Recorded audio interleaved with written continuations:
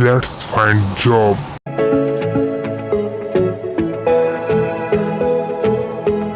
आपके अपने YouTube channel let's find jobs में दोस्तों आपका स्वागत है। दोस्तों जैसा कि आपको पता है कि MCBU यूनिवर्सिटी में BSc फर्स्ट ईयर की एग्जामिनेशन चालू है। तो दोस्तों आज की वीडियो में हम आपके लिए लेकर आए हैं फिजिक्स का पेपर फर्स्ट का फुल सॉल्यूशन। दोस्तों इससे पहले अपने चैनल पर दोस्तों केमिस्ट्री के तीनों सब्जेक्ट के सॉल्यूशन, साथ ही दोस्तों फाउंडेशन के तीनों सब्जेक्ट सॉल्यूशन डल चुके हैं।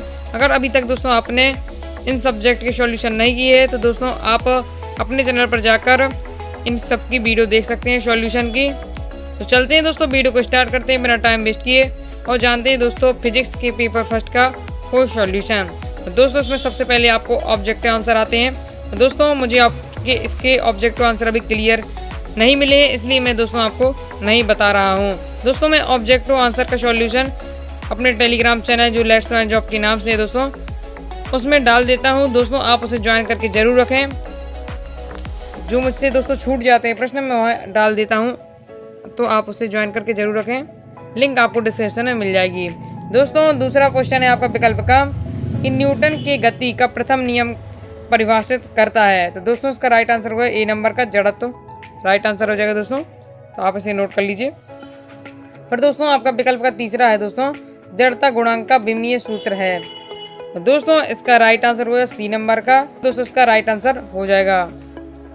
बढ़ते हैं दोस्तों नेक्स्ट क्वेश्चन की ओर। दोस्तों से चौथे और पांचवें ऑब्जेक्ट का मुझे क्लियर आंसर नहीं मिला है, इसलिए दोस्तों मैं आपको अभी नहीं बता रहा हूँ। और दोस्तों इनका सॉल्यूशन अगर मुझे मिलता है तो मैं इसे टेलीग्राम चैनल में डाल दूंगा दोस्तों। तो आप टेलीग्राम चैनल को ज्वाइन करके जरूर रखें।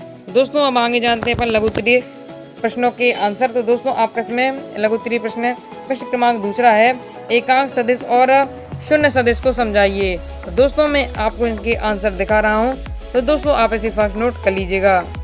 दोस्तों ये है आपके प्रश्न क्रमांक दूसरे का आंसर, तो आप इसे फास्ट ही नोट कर लीजिए। आपको इसमें एकांक सदिश की परिभाषा बतानी है दोस्तों, मतलब एकांक सदिश को आपको बताना है, साथ ही दोस्तों आपको शून्य सदिश को बताना है। तो दोस्तों आप पहले एकांक सदिश के बारे में लिख लीजिए। इसके आगे आपको ये लिखना है दोस्तों, तो आप इसे फास्ट नोट कर लीजिए। इसके आगे आपको ये लिखना है दोस्तों। फिर आपको बताना है शून्य सदिश। तो ये है आपका शून्य सदिश, शून्य वेक्टर लिखा है, तो आपको यहाँ शून्य सदिश लिख लेना है हिंदी से। तो ये क्या है, शून्य सदिश वह सदिश होता है जिसका परिणाम शून्य होता है। शून्य सदिश में दिशा का वर्णन करना अर्थहीन होता है, अतः शून्य सदिश में दिशा का कोई महत्व नहीं होता है, क्योंकि जिस सदिश का परिणाम शून्य होता है उसकी दिशा कैसे निर्धारित कर सकते हैं। तो ये दोस्तों शून्य सदिश की परिभाषा है, तो आप इसे फटाफट नोट कर लीजिए। इस प्रकार से दोस्तों आपका प्रश्न क्रमांक दूसरा कंप्लीट होता है। बढ़ते हैं दोस्तों नेक्स्ट क्वेश्चन की ओर। प्रश्न क्रमांक 3 दोस्तों आपका प्रश्न क्रमांक 3 है दोस्तों कि आपको इसमें द्रव्यमान केंद्र क्या है, ये आपके प्रश्न पूछा गया है प्रश्न क्रमांक 3 में। तो जानते हैं इसका सॉल्यूशन। ये है दोस्तों आंसर, तो आप इसे फटाफट नोट कर लीजिए। आपको दोस्तों इसमें द्रव्यमान केंद्र के बारे में बताना है, तो आप यहाँ दोस्तों पहले आपको हेडिंग डाल लेनी है द्रव्यमान केंद्र, और इसे इसका आंसर, तो आप इसे फटाफट नोट कर लीजिए।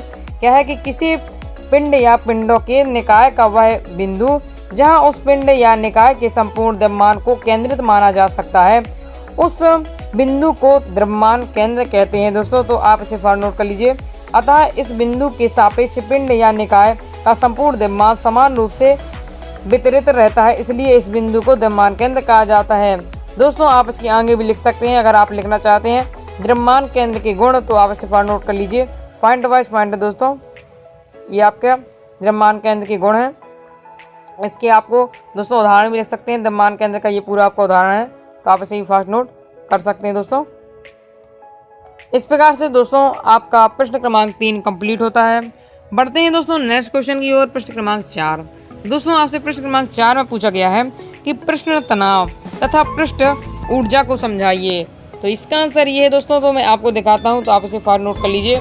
ये है दोस्तों आपका प्रश्न तनाव। पहले आपको इसमें बताना है, दो परिभाषा बतानी है, आपको दो टॉपिक के बारे में बताना है। पहले दोस्तों आपको प्रश्न तनाव के बारे में बताना है, फिर दोस्तों आपको पृष्ठ ऊर्जा के बारे में बताना है।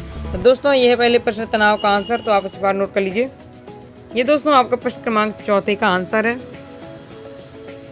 तो इसके आगे आपको दोस्तों इसके आगे ये लिखना है, तो आप इसे नोट कर लीजिए। इसके आगे दोस्तों आपको ये लिखना है, तो आप इसे बार नोट कर लीजिए। दोस्तों फिर आपको दूसरी परिभाषा इसमें बतानी है पृष्ठ ऊर्जा की। तो ये है कि किसी द्रव के पृष्ठ के प्रति एकांक क्षेत्रफल पर अणुओं पर उपस्थित इस अतिरिक्त स्थितिज ऊर्जा के मान को उस द्रव्य की पृष्ठ ऊर्जा कहते हैं। इस प्रकार से दोस्तों आपका प्रश्न क्रमांक 4 कंप्लीट होता है। दोस्तों आप वीडियो को 720p HD क्वालिटी में देखें, जिससे दोस्तों आपको समझने में कोई भी दिक्कत नहीं होगी। बढ़ते हैं दोस्तों नेक्स्ट क्वेश्चन की ओर। प्रश्न क्रमांक 5। तो आपका प्रश्न क्रमांक 5 कह रहा है दोस्तों कि सरल आवर्त गति में ऊर्जा संरक्षण नियम को समझाएं।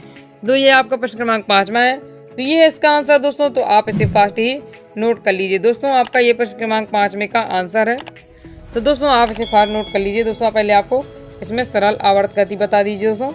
तो यदि कोई वस्तु एक सरल रेखा परम ध्यामान स्थित के इधर उधर इस प्रकार से गति करे कि वस्तु का त्वरण मध्यमान स्थिति से वस्तु के विस्थापन के अनुक्रमानुपाती हो तथा त्वरण की दिशा मध्यमान स्थिति की ओर हो, तो उसके गति सरल आवर्त गति कहलाती है। इसके आगे दोस्तों आपको सरल आवर्ती गति की विशेषताएं बता देनी है। तो ये आप इसे फार नोट कर लीजिए दोस्तों। तो इस प्रकार से दोस्तों आपका प्रश्न क्रमांक 5 कंप्लीट होता है। बढ़ते हैं दोस्तों नेक्स्ट क्वेश्चन की ओर। प्रश्न क्रमांक 6। तो दोस्तों आपसे प्रश्न क्रमांक 6 में पूछा गया है कि डॉपलर प्रभाव को बताइए। तो दोस्तों आपको डॉपलर प्रभाव को बताना है। तो ये है इसका आंसर। तो दोस्तों आप इसे नोट कर लीजिए। ये है आपका डॉपलर प्रभाव। दोस्तों क्या है डॉपलर प्रभाव? जब किसी ध्वनि स्रोत और श्रोता के बीच अपेक्षित गति होती है, तो श्रोता को जो ध्वनि सुनाई पड़ती है उसकी आवृत्ति मूल आवृत्ति से कम या अधिक होती है। इसी को डॉपलर प्रभाव कहते हैं। तो ये आपका डॉपलर प्रभाव है दोस्तों। आप इसके आगे ये भी लिख सकते हैं। तो आप इसे फास्ट नोट कर लीजिए। इसके आगे दोस्तों आपको इसे लिखना है, और दोस्तों आपको इसके आगे ये लिखना है। तो आप इसे फास्ट नोट कर लीजिए। इसके आगे दोस्तों आपको ये लिखना है। तो आप इसे फास्ट नोट कर लीजिए। इसके आगे दोस्तों इस प्रकार से दोस्तों आपका प्रश्न क्रमांक 6 कंप्लीट होता है। और दोस्तों आपके लिए आंसर ढूंढने में, वीडियो बनाने में दोस्तों बहुत ही मेहनत लगती है, जो कि दोस्तों आप समझ सकते हैं। इसलिए दोस्तों आप वीडियो को लाइक करके चैनल को सब्सक्राइब जरूर कर लीजिएगा। साथ ही दोस्तों बेल आइकन जरूर प्रेस करके रखिएगा। बेल आइकन प्रेस करने से क्या होगा दोस्तों, आगे जो भी सॉल्यूशन की वीडियो डलेगी वो आपके पास तुरंत पहुंच जाएगी, और दोस्तों आप उस सब्जेक्ट का सॉल्यूशन आसानी से कर सकते हैं। तो बढ़ते हैं दोस्तों नेक्स्ट क्वेश्चन की ओर। प्रश्न क्रमांक 7। तो प्रश्न क्रमांक 7 में दोस्तों आपसे पूछा गया है कि ग्रीन का प्रमेय लिखिए एवं सिद्ध कीजिए। आपको इसमें ग्रीन का प्रमेय लिखना है एवं सिद्ध करना है। तो ये इसका आंसर है दोस्तों। तो आप इसे फास्ट नोट कर लीजिए। पहले आपको ग्रीन का प्रमेय बताना है। तो यह है पूरे ग्रीन की प्रमेय दोस्तों। तो आप इसे फास्ट नोट कर लीजिए। ये दोस्तों तो आप इसे फास्ट नोट कर लीजिए। इसके आगे दोस्तों आपको इसके आगे ये लिखना है। तो आप इसे फास्ट नोट कर लीजिए। फिर दोस्तों आपको इसे सिद्ध करना है। तो ये है दोस्तों, पहले आप इस तरह लिख लीजिए इसके आगे। अब ये डायग्राम भी बना सकते हैं एक नॉर्मल तरीके से। फिर दोस्तों आप इसे आगे ये है। तो आप इसे फास्ट नोट कर लीजिए। फिर दोस्तों आपको ग्रीक प्रमेय को सिद्ध करना है, मतलब प्रमाण करना है। तो इसका आंसर ये है। तो आप इसे नोट कर लीजिए दोस्तों। इसके दोस्तों आपको इससे आगे ये लिखना है। तो आप इसे फास्ट नोट कर लीजिए। आपको कोई भी उदाहरण देकर इसे सिद्ध करना है। तो ये इसका आंसर। तो आप इसे फास्ट नोट कर लीजिए। इसके आगे आपको ये लिखना है दोस्तों। फिर दोस्तों आपको इसके आगे ये लिखना है। तो आप इसे फास्ट नोट कर लीजिए। इसके आगे दोस्तों आपको इसके आगे ये लिखना है। तो आप इसे फास्ट नोट कर लीजिए। इसके बाद दोस्तों आपको इसके आगे ये लिखना है। फिर दोस्तों आपको इसके आगे ये लिखना है। दोस्तों आपको ग्रीक प्रमेय को सिद्ध करना है। तो इसी का ये आंसर है प्रश्न क्रमांक 7 में का। इसके आगे दोस्तों आपको ये लिखना है। फिर दोस्तों आपको लास्ट यहाँ लिखना है दोस्तों। फिर दोस्तों आपको ये लिखना है। इस प्रकार से दोस्तों आपका ये देखिए ग्रीक प्रमेय सत्यापित भी हो जाती है, और इस प्रकार से दोस्तों आपका प्रश्न क्रमांक 7 कंप्लीट होता है।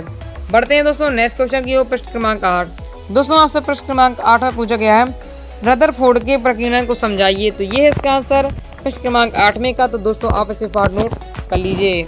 ये है दोस्तों रदरफोर्ड के प्रकीर्णन को आपको बताना है। तो इसका आंसर ये है। तो आप इसे फास्ट नोट कर लीजिए। इसके आगे दोस्तों आपको इसके आगे लिखना है। तो आप इसे फास्ट नोट कर लीजिए। रदरफोर्ड का प्रकीर्णन परीक्षण आपको बताना है। तो आप इसे फास्ट नोट कर लीजिए। इसके बाद दोस्तों ये है। तो आप इसे फास्ट नोट करते चलिए। दोस्तों आप वीडियो को HD quality 720p HD quality में देखें, जिससे दोस्तों आपको समझने में कोई भी दिक्कत नहीं होगी। दोस्तों इसके आगे आपको ये लिखना है, तो आप इसे बार नोट कर लीजिए। इसके आगे दोस्तों आपको ये लिखना है, तो आप इसे फार नोट करते चलिए।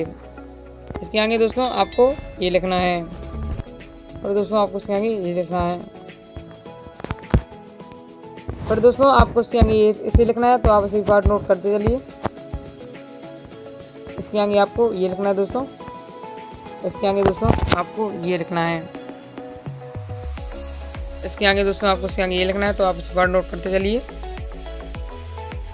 आप दोस्तों वीडियो को पॉज करके आराम से लिख सकते हैं। इस प्रकार से दोस्तों आपका प्रश्न क्रमांक 8 कंप्लीट होता है। बढ़ते हैं दोस्तों नेक्स्ट क्वेश्चन की, प्रश्न क्रमांक 9। तो दोस्तों मुझे प्रश्न क्रमांक 9 का क्लियर आंसर नहीं मिल पाया अभी तक, इसलिए दोस्तों मैं आपको अभी नहीं बता रहा हूँ। दोस्तों अगर मुझे मिलता है और ऑब्जेक्टिव आंसर जो रह गए हैं शेष, तो दोस्तों मैं टेलीग्राम चैनल पर डाल दूंगा इनका सॉल्यूशन। तो दोस्तों आप उसे ज्वाइन करके जरूर रखें टेलीग्राम चैनल को, क्योंकि यहाँ जो शेष क्वेश्चन रह जाते हैं वो मैं टेलीग्राम चैनल पर डाल देता हूँ। बढ़ते हैं दोस्तों नेक्स्ट क्वेश्चन की, प्रश्न क्रमांक 10। तो प्रश्न क्रमांक 10 में दोस्तों आपसे पूछा गया है कि यूलर प्रमेय लिखिए और उसे सिद्ध कीजिए। ये इसका आंसर, तो आप इसे फार नोट कर लीजिए दोस्तों। यूलर प्रमेय को दोस्तों आयलर प्रमेय भी कहा जाता है। आप इंग्लिश में इसका वर्जन देख सकते हैं, यूलर प्रमेय लिखा हुआ है दोस्तों। ये इसका आंसर, तो आप इसे फार नोट कर लीजिए दोस्तों। ये आपका दोस्तों प्रश्न क्रमांक 10 का आंसर है। इसके आगे दोस्तों आपको इसके आगे ये लिखना है, तो आप इसे फार नोट कर लीजिए। इसके आगे दोस्तों आपको इसके आगे ये लिखना है, तो आप इसे फार नोट कर लीजिए। और दोस्तों आपको इसके आगे ये लिखना है, और दोस्तों आपको इसके आगे ये लिखना है, तो आप इसे फार नोट कर लीजिए। इस प्रकार से दोस्तों आपका प्रश्न क्रमांक 10 कंप्लीट होता है। बढ़ते हैं दोस्तों नेक्स्ट क्वेश्चन की ओर, और आपका जो लास्ट क्वेश्चन है प्रश्न क्रमांक 11।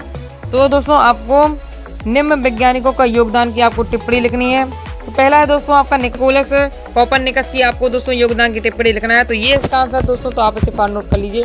इसके बाद दोस्तों आपको फ्रैंकलिन का योगदान बताना है, तो इसके आगे अपन जानेंगे। पहले आप दोस्तों निकोलस कोपरनिकस की योगदान बता दीजिए। तो इसका आंसर ये है, तो आप इसे फार नोट कर लीजिए। ये दोस्तों आपका प्रश्न क्रमांक 11 का आंसर है। इसके आगे दोस्तों आपको इसके आगे ये लिखना है, तो आप इसे फास्ट नोट कर लीजिए। इसके आगे दोस्तों आपको इस प्रकार से पहली टिप्पणी हो जाती है। दूसरी आपको टिप्पणी लिखनी है बेंजामिन फ्रैंकलिन की दोस्तों। ये इसका आंसर ये है, तो आपको उसका योगदान बताना है, तो उनका क्या योगदान है। तो इसका आंसर ये है, तो आप इस बार नोट कर लीजिए। इसके आगे दोस्तों ये है, तो आप इसे बार नोट कर लीजिए। इसके आगे दोस्तों ये है, तो आप इसे बार नोट कर लीजिए। इसके आगे दोस्तों ये है, और दोस्तों आपको इसके आगे ये लिखना है, तो आप इसे फास्ट नोट कर लीजिए। इसके आगे दोस्तों आपको इसके आगे ये लिखना है, तो आप इसे फास्ट नोट कर लीजिए। इसके आगे दोस्तों आपको इसे लिखना है, और दोस्तों आपको इसके आगे ये लिखना है। इस प्रकार से दोस्तों आपकी दोनों टिप्पणी कंप्लीट हो जाती हैं, और आपका दोस्तों प्रश्न क्रमांक 11 में कंप्लीट होता है। साथ ही दोस्तों आपका फिजिक्स का पेपर फर्स्ट भी कंप्लीट होता है दोस्तों आप आगे के सब्जेक्ट का सॉल्यूशन चाहते हैं, कमेंट करके जरूर बताइएगा कि, और दोस्तों आपको वीडियो किस प्रकार लगी दोस्तों, आप ये भी कमेंट करके जरूर बताइएगा। अगर दोस्तों आप चैनल पर नहीं तो चैनल को सब्सक्राइब करके बेल आइकन जरूर प्रेस कर लीजिएगा दोस्तों, क्योंकि अपने चैनल पर दोस्तों लगातार बीएससी के सॉल्यूशन डल रहे हैं और आगे डलते रहेंगे दोस्तों। इसलिए दोस्तों आप चैनल को सब्सक्राइब करके बेल आइकन जरूर प्रेस कर लीजिएगा। बेल आइकन प्रेस करने से क्या होगा दोस्तों, आगे जो भी सॉल्यूशन की वीडियो डलेगी वो आपके पास तुरंत पहुंच जाएगी, और दोस्तों आप उस सब्जेक्ट का सॉल्यूशन आसानी से कर सकते हैं। साथ ही दोस्तों इस वीडियो को ज़्यादा अपने दोस्तों के साथ शेयर करें, जिससे आपके दोस्तों को भी इसका फ़ायदा मिल सके और वो भी आपकी तरह पेपर का सॉल्यूशन आसानी से कर सकें। धन्यवाद।